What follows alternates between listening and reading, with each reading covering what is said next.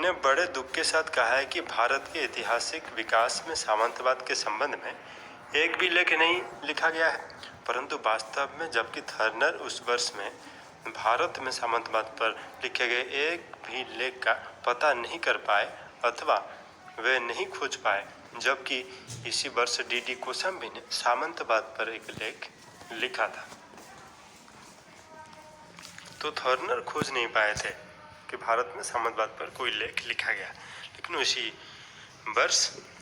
वर्ष डी कोशाम्बी ने सामंतवाद पर 2 लेख प्रकाशित किए थे और उसके पश्चात इसी वर्ष इस विषय पर उनका प्रसिद्ध ग्रंथ भारतीय इतिहास का परिचय प्रकाशित हुआ। डी कोशाम्बी ने पश्च प्रारंभिक ऐतिहासिक चरण के लिए 2 स्तरीय सामंती रचना का उल्लेख किया है।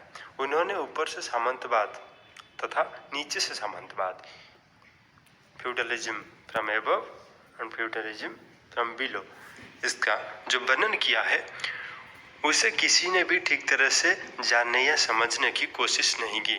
इसके पश्चात आर्य शर्मा ने भारत में सामंतवाद का उद्गम और विकास पर अनेक लेख प्रकाशित किए हैं। इसके पश्चात इन्हें विस्तृत करके तथा नए अध्ययन जोड़कर और 60 के दशक में अनुरूपक सामग्री के रूप में भारतीय सामंतवाद प्रकाशित हुई थी।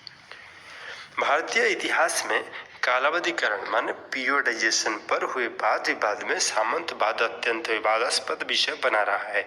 सामंती प्रश्न के संबंध में वाद विवाद में सामंतवाद शब्द का समुचित प्रयोग अथवा इसके लिए उचित शब्दों का चयन ही केवल महत्वपूर्ण नहीं है, बल्कि राजनीतिक और संपत्ति संबंधों को निर्धारित निष्कर्षों की अवधारणाओं की विभिन्नताओं का भी महत्व है। इस प्रकार की परिचर्या से प्रायः भ्रम पैदा होता है। यह वाद विवाद इस मुद्दे पर सीधा टकराता है कि प्रारंभिक मध्यकाल संदर्भ में राज्य की प्रकृति और प्रारंभिक मध्यकालीन भारत में राज्य निर्माण की प्रक्रिया क्या थी।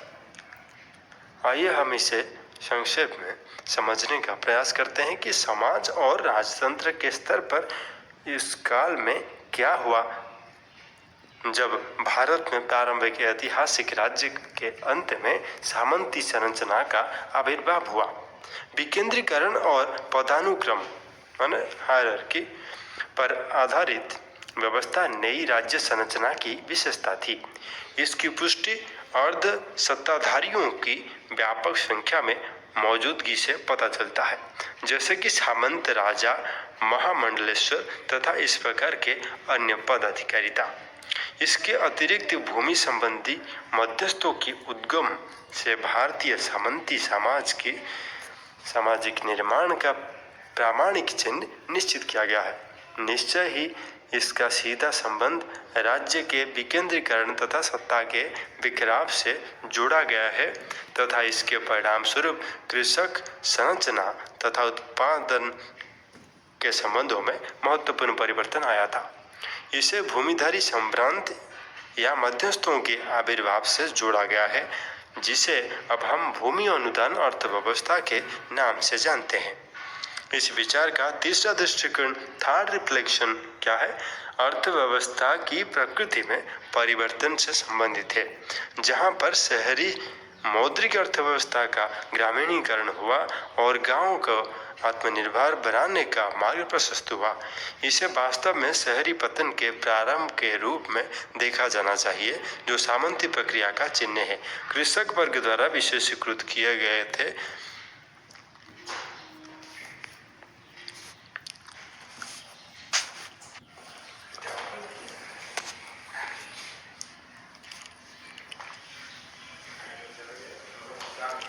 तो कृषक वर्ग द्वारा विशेषीकृत किए गए थे के संदर्भ में इसे अर्धदास व्यवस्था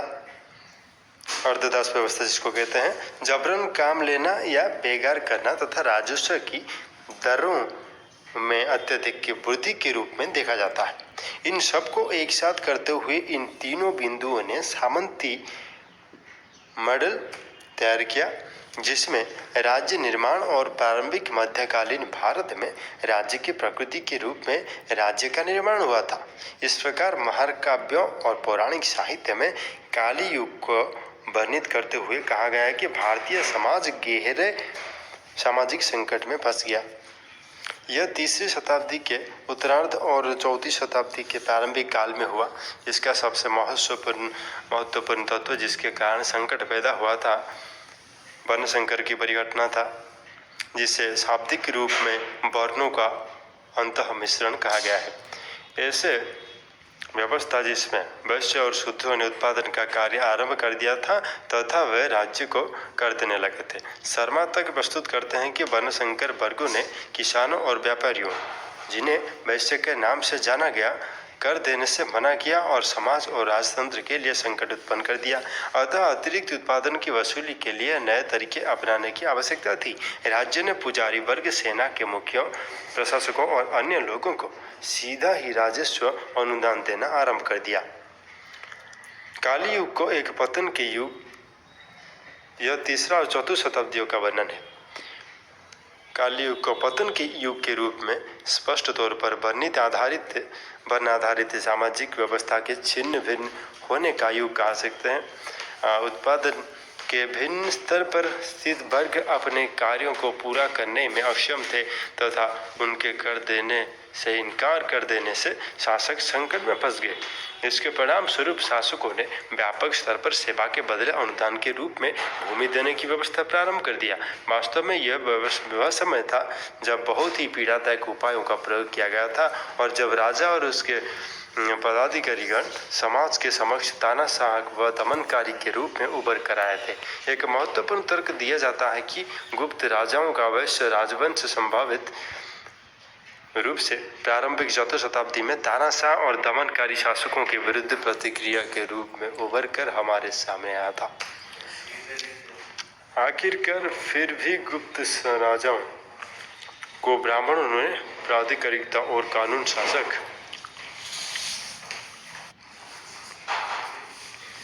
शासक थे।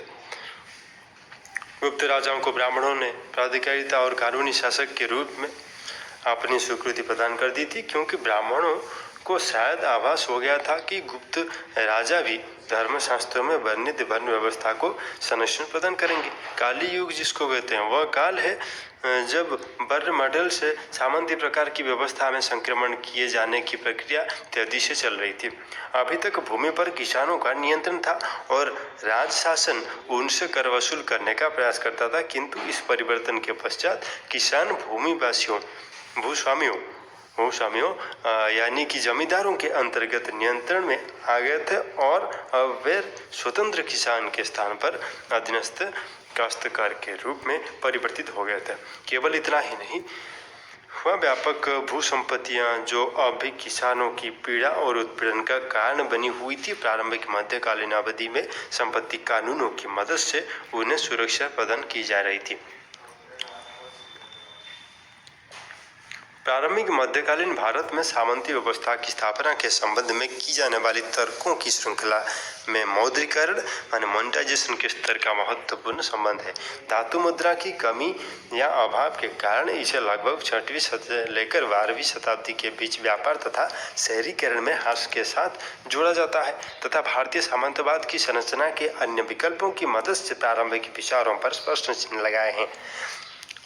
जोहन एस डेल का मानना है कि मुद्रा की कमी की अवधारणा गलत है, क्योंकि ऐसी कमी नहीं थी। उनके इस कथन ने भारतीय सामंतवाद के प्रतिमानों पर प्रहार किया। इसी पर आंद्रेविक दूसरी ओर कहते हैं कि एक देशी मौद्रिक परंपरा की सापेक्षिक कमी थी, परंतु वह प्रारंभिक मध्यकालीन अर्थव्यवस्था और व्यापार के लिए प्रमुख केंद्र के रूप में विश्व व्यापी विनिमय व्यवस्था को देखते हैं, जिसमें एक संयुक्त मौद्रिक मानक था। यह कहा जा सकता है कि प्रारंभिक मध्यकालीन सामाजिक आर्थिक संरचना में भूमि वितरण और कृषि उत्पादन के मामलों में असमानता व्याप्ति थी और किसी भी प्रकार के समान अधिकार नहीं थे। इस शोषण व्यवस्था के अंतर्गत व्यापक विरोध के बीज विद्यमान थे। रिकॉर्ड किए गए तथ्यों के अनुसार 11वीं और 13वीं शताब्दियों के बीच की अवधि में आंध्र प्रदेश, कर्नाटक और तमिलनाडु में किसानों और जमींदारों के बीच अनेक हिंसक संघर्षों के प्रमाण मिलते हैं। जमींदार मूल रूप में ब्राह्मण थे। कुछ ऐसे भी उदाहरण हैं जिनमें आदिवासी किसानों ने जमींदारों की दमन नीति के विरुद्ध विद्रोह किए थे। बंगाल में कैवर्तों के लंबे समय चले विद्रोह में भी लोग ब्राह्मणी समाज के में निम्न स्तर पर एक मिश्रित जाति के रूप में सम्मिलित हो गए थे। उनका यह विद्रोह पाल शासकों और उनके भूमि अनुदान प्राप्त समर्थकों के शोषण के विरुद्ध स्वतः प्रेरित विरोध था, जिसने कुछ समय के लिए पाल राजाओं के शासन को अस्थिर ही नहीं किया अपितु उन्हें उखाड़ फेंक दिया था।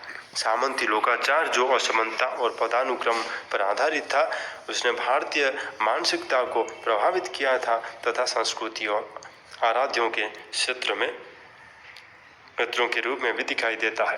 तंत्रों को पालने वाले तथा स्वयं प्रभाव रखने वाले सर्वव्याप्त भक्ति के समर्थकों ने भक्ति देवताओं की पूजा के द्वारा या पूजा के लिए अनुमति देकर निम्न वर्गों को ऊपर उठाया, क्योंकि उनके लिए वैदिक मंत्रों का उच्चारण काफी और असंगत था।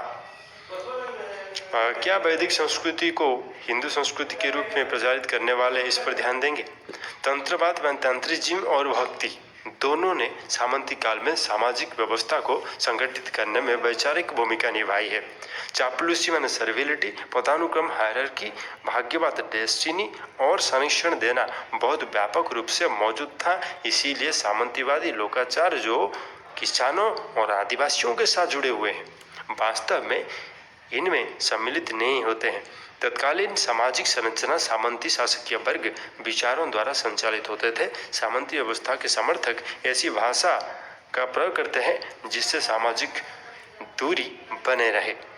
उन्होंने अपने उच्च भूपतियों या शासकों को संबोधन करने या उनको संदर्भित करने के लिए अलग अलग तरह प्रकारों व स्वरूपों का निर्धारित किया था। और हमने अभी देखा भारतीय सामंतवाद के बारे में, फिर देखेंगे उसके ऊपर बहस डिबेट क्या हुआ।